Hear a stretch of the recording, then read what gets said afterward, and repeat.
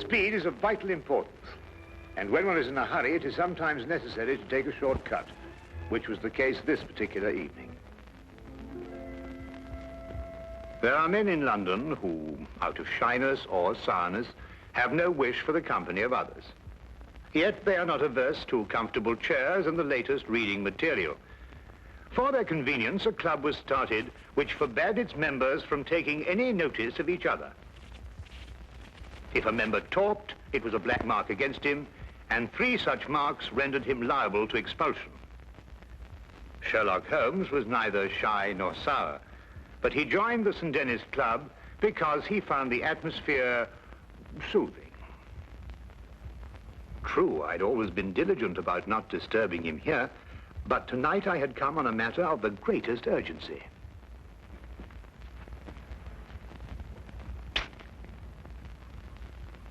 I beg your pardon? Oh, excuse me. I thought you were Sherlock Holmes. That's not the point. You talked. Well, I only went... You went psst, and that's the same thing. Mr. Grundy. Take this gentleman's name. Your name, sir? Watson. Dr. John Watson. But you made a mistake. I'm not a member of your club. Not a member? How did you get in? Well, Brandy? You'll accompany me out, sir. I'm here on very urgent business. Our constitution forbids talk of any kind. Follow me, sir. And I'd like you to understand I'm not the sort of man who enters a club like this uninvited, but the circumstances happen to be extraordinary. Holmes!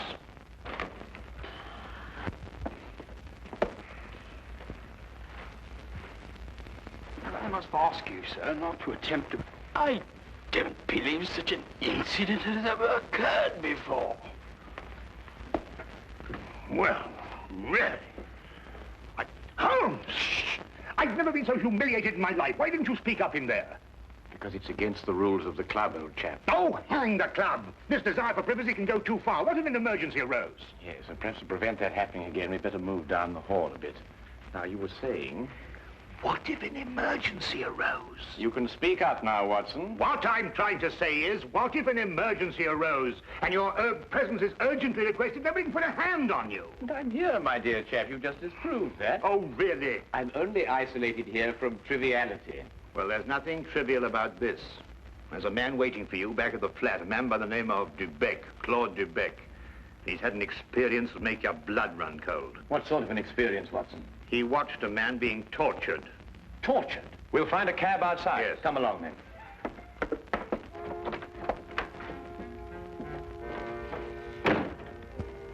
Once outside, we immediately hailed a cab, and I began to tell Holmes what I knew of the case. Holmes sat in silence as we rode, and I knew that my explanations had done nothing more than rouse his interest in talking to Mr. Dubec. Perhaps it was a nightmare. I'm no longer sure. But I saw a man being tortured, starved to death. I was powerless to help. Here, drink this. It'll do you good. Thank you. Any true Frenchman will tell you that this brandy has to be sipped. Safer, but if you'll excuse me once. Poor devil. Maybe he's still alive. Mr. Holmes, you must find him before it's too late. Monsieur Dubec, we'll do our best to help you, but first of all, you must tell us who this man was and how you came to meet him. His name was Charon. Paul Charon. And how I came to meet him. What day is it today? Wednesday. Wednesday. Then it was last Friday that it happened. You know, Mr. Holmes, I'm an interpreter. And I interpret nearly all languages. Now, since I'm French by birth, it is with this tongue that I'm principally associated. Now, I'm very well known in hotels, and it occurs frequently that I'm called for at the strangest hours by travelers who get into difficulties. Now, I was not surprised, therefore, when I heard shortly before 11 o'clock at night someone knock at my door.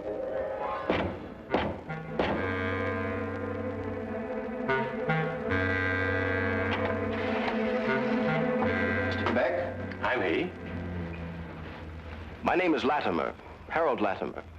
Forgive me for calling at such a late hour, but the man at the hotel said it would be all right. Oh, you need an interpreter? Yes. You do speak French, don't you? No, with the greatest of pleasure. What's your problem? Well, you see, someone from France came to see me on business. As it turned out, he speaks only French. And I, of course, can't even read the label on a bottle of wine. Oh, that's a pity. He's leaving tomorrow, and it's imperative that we settle our business tonight. I realize this is an imposition at this late hour. An interpreter and a doctor are the same in this respect. His hours are whenever he is required. Now, just a moment, I'll get my hat going.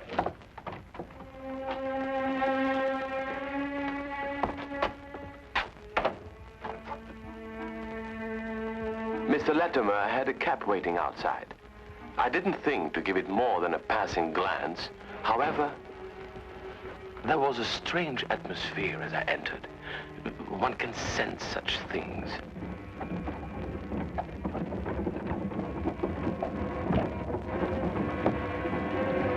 I must ask you not to. I beg your pardon? I prefer the shades drawn, Mr. Dubeck. But they cut out the view. That's exactly their purpose. You'll forgive me, but I have no intention of permitting you to see the place to which we are being driven. What's the meaning of this? You shall find out. Soon.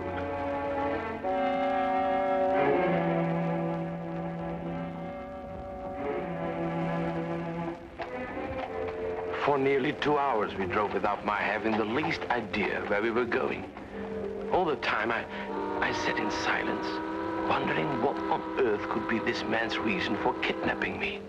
Whatever it might be, there was no possible use in my resisting.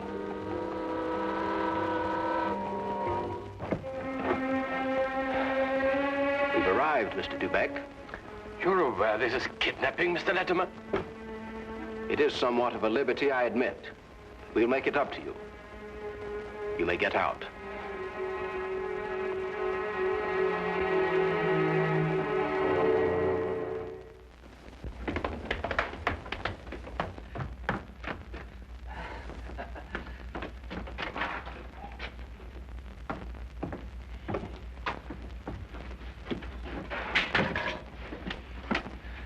Is this, Mr. Dubeck, Harold? Yes. Well done, well done. No ill feelings, Mr. Dubeck, I hope, but we couldn't get on without you. Now, what do you want of me? Only to ask a few questions of a French gentleman, and let us have the answers. If you deal fair with us, you'll not regret it. But if you try any tricks, you'll wish you hadn't been born. You follow me?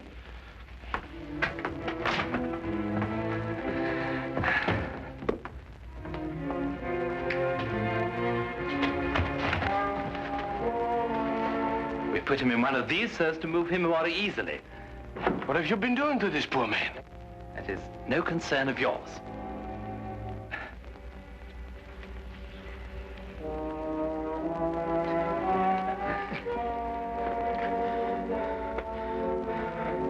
Feel better? Cochon. Salaud bandit. You don't have to understand French to know that is not a compliment. But no matter. Ask him if he's prepared to sign the papers. For your own good, be quick about it. Acceptez-vous de signer les papiers? Jamais. Never. Tell him he is doing her no service. Vous ne lui êtes d'aucune aide. Laissez-moi lui entendre dire. He says, let me hear her say so. Tell him he'll go free if he signs. Signez et vous serez libéré. C'est alors que je ne serai plus jamais libre. He says, then he will never go free. Then he knows what awaits him. Translate that. Vous savez à quelles conséquences vous vous exposez? Peu m'importe. He says he doesn't care. Stop that! It's only the beginning if he persists in being stubborn. Now let us try again and see if we can get better results. I was horrified at having to be a part of an affair like this, and even though I was only the interpreter, I felt guilty at not being able to give him any help. What could I do with Latimer on one side and Judd on the other, giggling with each question? Again and again, I asked him in different ways whether he would give in and sign the document. Again and again, I got the same reply. But soon, a thought came to me. I took to adding little sentences of my own to each question. Innocent ones at first, to see if I could get away with it. When our companion showed no sign of catching on, I played a more dangerous game. I asked him all about himself and learned that his name was Paul Sherlock. He was a stranger in London, that he didn't know what house we were in, that he was being starved to death. In another minute, I might have wormed the whole story out from under their noses, but for the interruption. Who is it? Oh, it's Micheline. The door is locked. Get rid of her. Give me the gun.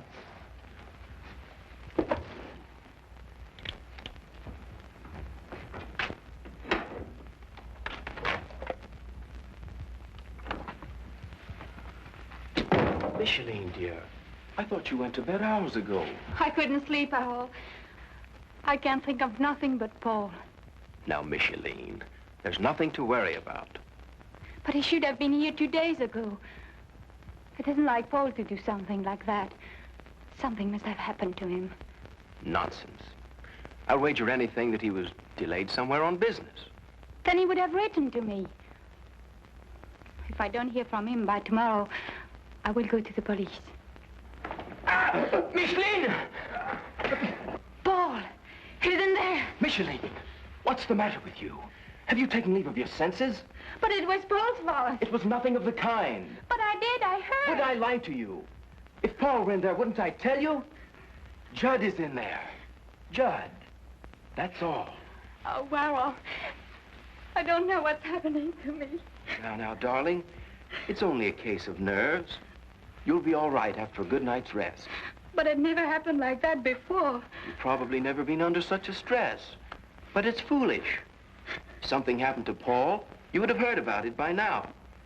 The fact that you haven't is proof enough that all is well. You're probably right.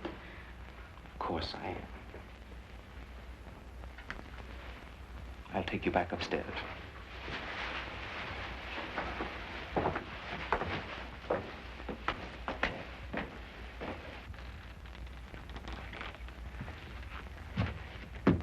You perceive we have taken you into our confidence over some very private business. Shameful business.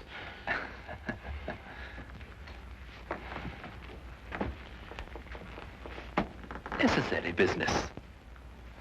But it would not be to our interest if you spoke to anybody about it.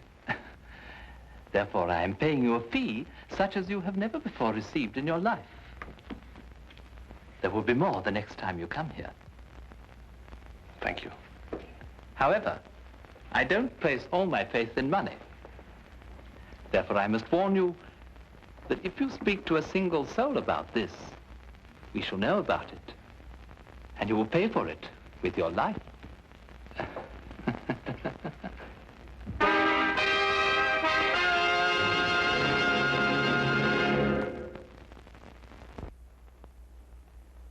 And now we return to the case of the French interpreter.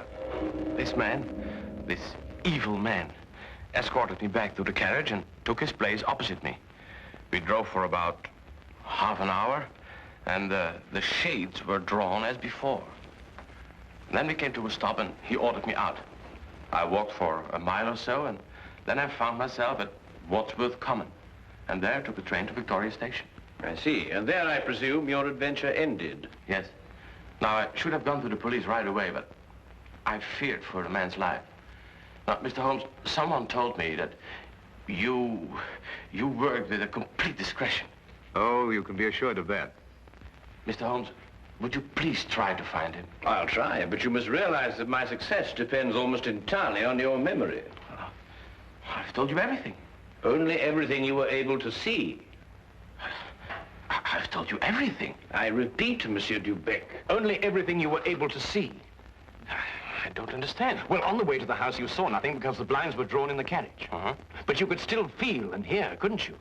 Now, as you were going along, could you tell whether it was a rough or smooth road? Oh, yes, now I know where you're getting at. Well, during the first part of the trip, the road was smooth. Mm-hmm. And then we seemed to turn off on a country road. A country road? Yes. Now, when you were going along that part of the road, did you hear anything like cattle or poultry or sheep? Sheep. Yes, that's what I heard. Now, think hard. Was there anything else?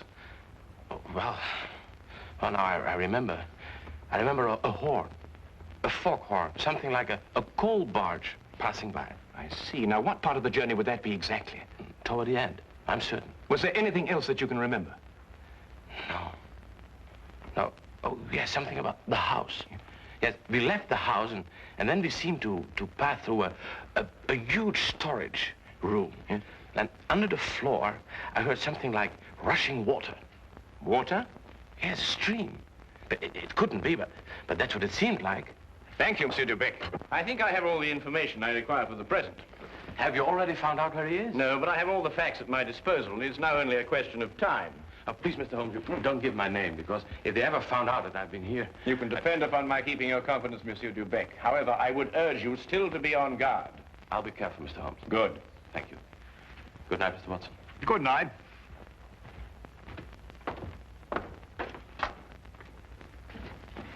Good night, sir.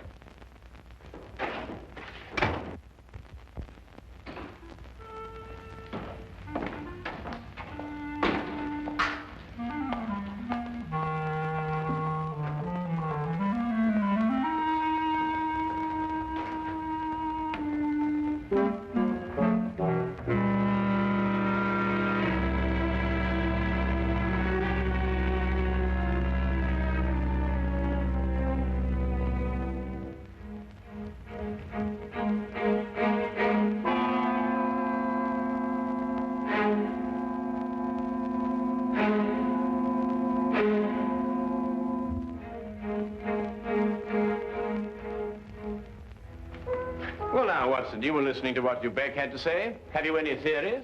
In a vague sort of way, yes. Well, let's hear it then. Well, now, it seemed to me that this young French girl had been carried off by this English chap, Latimer. Oh, but carried off from where? Or from Paris, I suppose. Well, the young girl could speak English fairly well, but the young man couldn't speak a word of French. Inference, the young girl had been in England some time, but the young man hadn't been in France. Well, then we can presume she came over on a visit to England, and this man, Harold, persuaded her to run away with him. More than likely, Watson. Then this Charon, the prisoner, brother or guardian, decides to come over on a visit from France. He meets Latimer and his associate, and then for some reason decides against signing away the girl's fortune, of which he is presumably the guardian. The men then resort to force. Excellent, Watson. I'm quite certain that you're not far from the truth now. Well, it's only simple logic. Yes, and with simple logic, we'll find the house. It must be here somewhere. And when we finish translating the facts that Dubec has given us, an X will mark the spot. Now, let's see.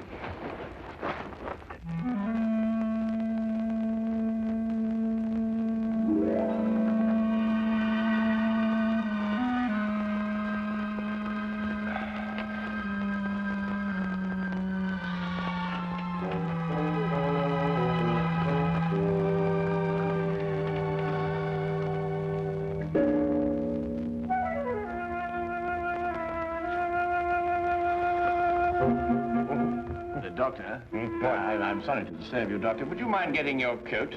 We'll pick up Lestrade on the way. You found it? I believe so. Holmes, do you think we should find Dubec in case we need an interpreter? Now, that's an excellent idea.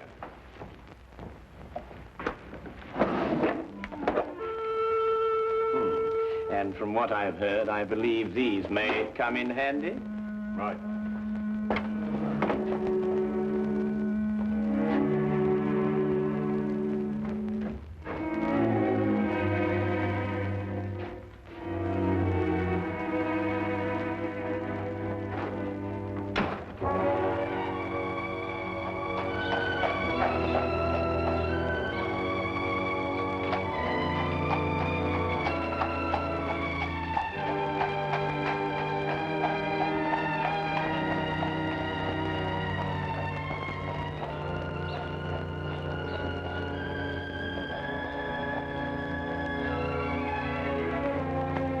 De Beck had his lodgings just across the river, and we decided to walk there.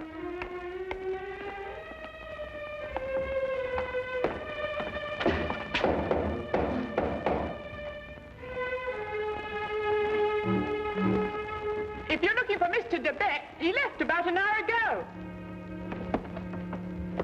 Can you tell us where? Well, I don't know. I only know he drove away with a gentleman in a carriage. Well, did the gentleman leave his name? No, sir. Was he by any chance a rather tall, handsome-looking man? Oh, no, sir. It was a little gentleman with glasses. Did nothing but giggle all the time. Thank you, madam.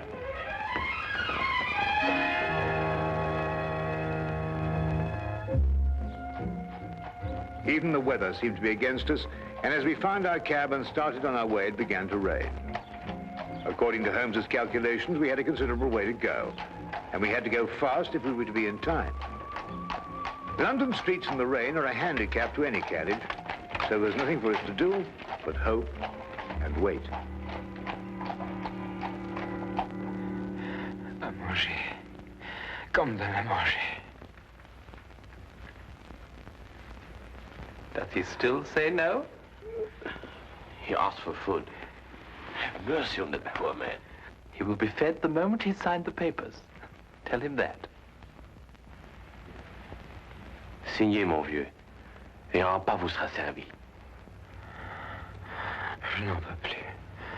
Je signerai tout ce qu'on voudra, mais qu'on me donne à manger. He'll sign. At last.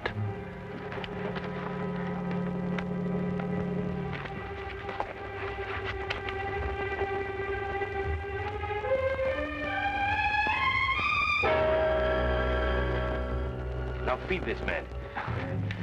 It would be foolish to spare him, only to have to kill him again. Kill him? And you broke your promise. You spoke to Sherlock Holmes. That's not... That's true. There's no point in lying, but you couldn't tell him where we are. And even the famous Mr. Holmes could never deduce that.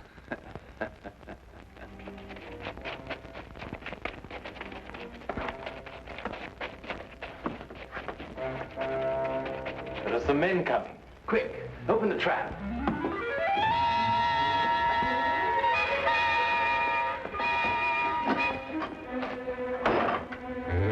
Brought you two down there.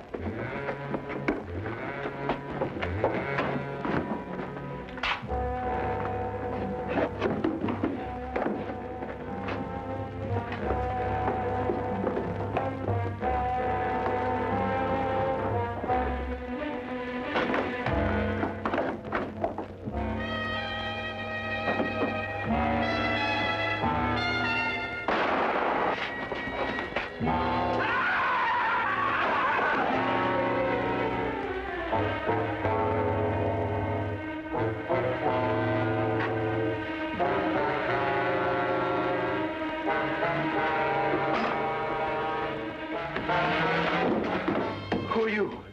What do you want? Does that answer your question? The property was rightfully mine. I'm her husband. It belonged to me.